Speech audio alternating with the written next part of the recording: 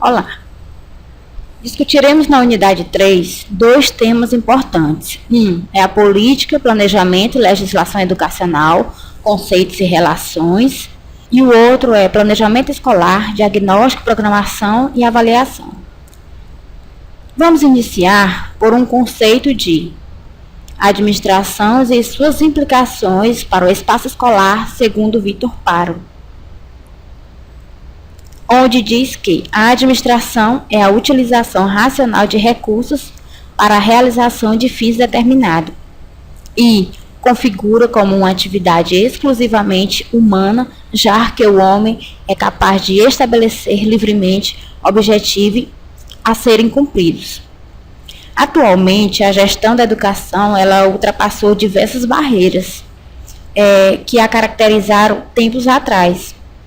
Na realidade, a ressignificação do conceito de gestão está associada ao fortalecimento da democratização do trabalho da escola. Partindo dessa ideia, é possível agrupar as várias abordagens a respeito de gestão escolar em duas grandes perspectivas teóricas práticas, como a gestão autoritária e a gestão democrática. A gestão autoritária, ela centraliza a tomada de decisão na figura do gestor, do professor e do diretor. E a gestão democrática, todos devem conhecer os princípios da gestão e interferir nos processos decisórios da escola, enfim, participar coletivamente das ações. A autoritária centraliza e a democrática ela descentraliza. Falaremos agora sobre política, planejamento e legislação educacional. Que relação é essa? Com certeza, no seu dia a dia profissional, você já deve ter percebido essa estreita relação. Mas vamos por partes. Um dos conceitos a ser analisado é o de política educacional, no qual dois outros fatores estão ligados a ele, como a política pública e a política social. Políticas públicas, elas são definidas pelo Estado e que devem ser entendidas a todos os cidadãos, independentes de cor, raça, sexo, idade, classe social ou outro qualquer critério. As políticas sociais é uma ação do governo em uma determinada área de atendimento à população. Exemplo, saúde, habitação, segurança e a própria educação. As políticas educacionais, ela é definida, portanto, com o objetivo de atender o povo e de solucionar problemas educacionais diversos. Vimos então que há uma interligação. Veremos agora alguns exemplos de ações definidas pelo recente política educacional brasileira, como os parâmetros curriculares nacionais, os PCNs, que eles estão em vários níveis da educação, como educação infantil, fundamental, ensino médio, e a definição de diretrizes curriculares nacionais do ensino médio, e as avaliações de desempenho, como o SAEB, que é o Sistema de Avaliação de Educação Básica, e o ENEM, o Exame Nacional do Ensino Médio, e o SINAS, que é o Sistema Nacional de Avaliação da Educação Superior. Esses são alguns exemplos mais recentes da política educacional brasileira. Concluímos então que planejar é uma atividade intrínseca à educação, porque evita a improvisação, prevê o futuro, estabelece caminhos para nortear a sua ação, prevê o acompanhamento e avaliação da própria ação. O planejamento educacional, tema bastante discutido nos dias atuais, apresenta vários níveis de planejamento, como o planejamento educacional é feito em nível nacional, estadual e municipal. O planejamento curricular é a previsão de toda a vida escolar do aluno. O planejamento escolar é um processo de racionalização, organização e coordenação da ação docente, ou seja, é a proposta pedagógica. O ensino é um processo de decisão sobre a atuação concreta dos professores no cotidiano, envolvendo interações entre professores e alunos. O plano é o planejamento colocado no papel. São estabelecidas decisões do tipo: o que se pensa em fazer, como, quando, com quem e com que. Projeto. Projetos são registradas as decisões mais concretas que se deseja realizar. O programa é um conjunto de um ou mais projetos de determinados órgãos ou área com um período de tempo definido. Quer dizer, todo processo de planejamento ele implica em escolhas e decisões, que por sua vez estão vinculadas a um sistema de valores, princípios e padrões tomados como referência para dar sentido às ações. No caso do planejamento educacional, ele trata-se de um instrumento de implantação das políticas estabelecidas, com foco no processo de reflexão e de tomada de decisão sobre a ação humana. Que características podem ser observadas em um bom planejamento? Por exemplo, a participação. Quanto maior a participação, maior a chance de dar certo. A objetividade é ir direto às questões centrais. Coerência. Lógica entre os elementos que a compõem. A execuibilidade, de acordo com a realidade ao qual se destine. A flexibilidade, possibilidade de ser modificado a qualquer tempo. Continuidade, atividades integradas do começo ao fim. A contextualização é adequada aos desafios e às demandas do contexto social. E a clareza, linguagem simples e clara. E a relação entre política e planejamento com a legislação educacional?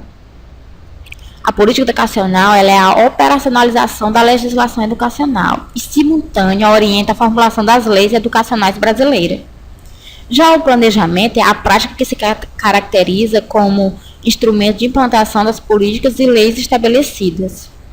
Lembrando que, em um Estado democrático, as leis e políticas elas resultam ou deveriam resultar de um processo de discussão da sociedade.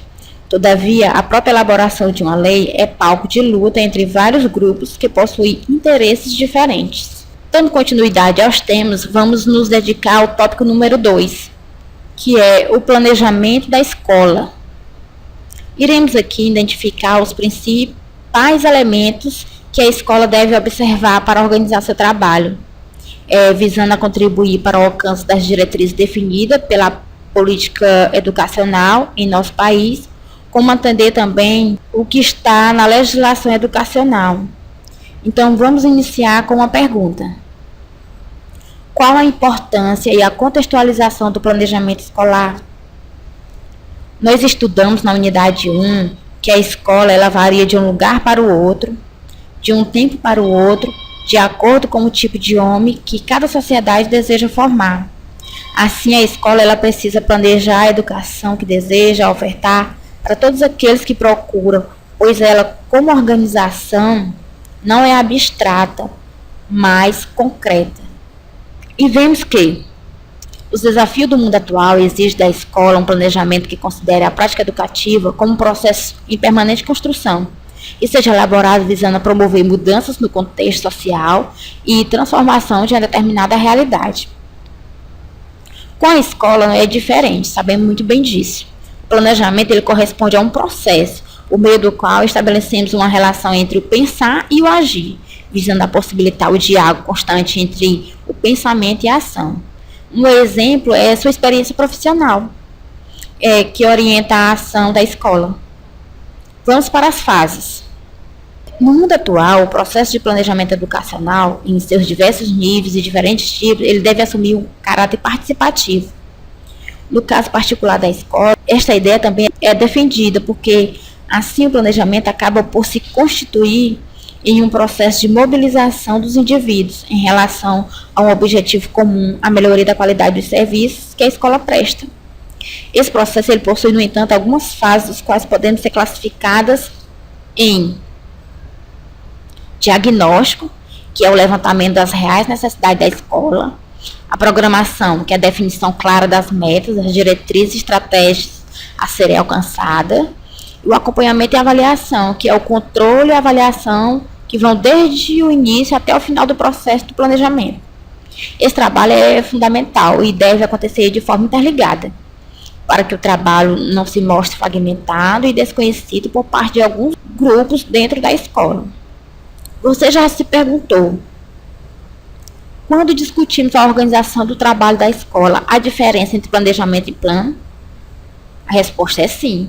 porque o planejamento ele atende a uma necessidade, ou seja, você pensa na necessidade. O plano é o documento no qual o planejamento será registrado e detalhado, ou seja, o plano é o produto final, concreto do planejamento.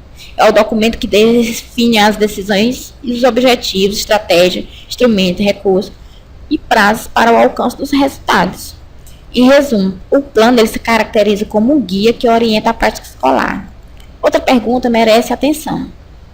O planejamento do trabalho da escola ele deve ocorrer de fato na perspectiva do coletivo? A resposta é sim. E surge também outra pergunta. Trabalhar de forma coletiva é fácil? Não. Sabemos que é bastante difícil, mas é o caminho para planejar o trabalho de uma escola de fato democrática, de sucesso e que nos faz crescer bastante. E finalizamos lembrando, uma escola onde as pessoas se organizam em torno dos objetivos comuns e planejam o trabalho da escola coletivamente, ela apresenta um panorama interessante e faz valer o ditado: a união faz a força, e ajuda a garantir a ética e a transparência das ações na administração pública, da qual a escola que você trabalha faz parte.